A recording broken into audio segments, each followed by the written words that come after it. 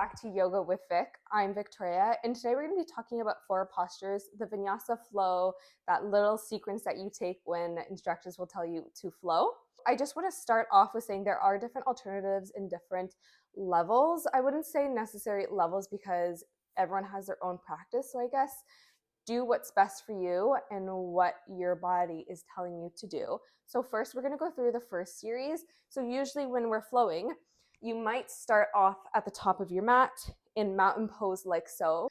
Inhale, extended mountain pose, and then exhale, fold forward.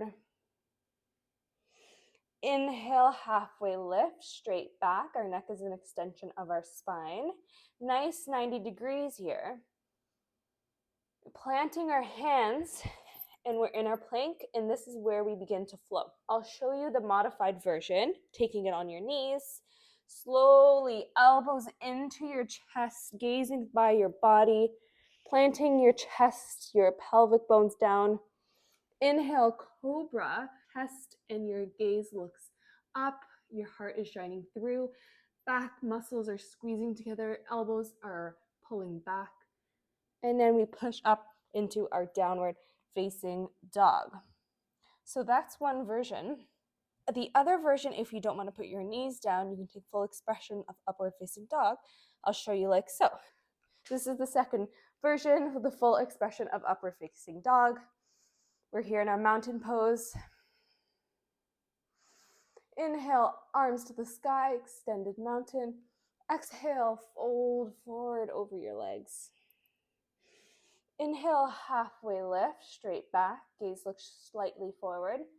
Plant our hands, step back into our plank, hold here for a second, shift slightly forward and lower down. Elbows are coming in, try not to widen them. They're in beside our chest.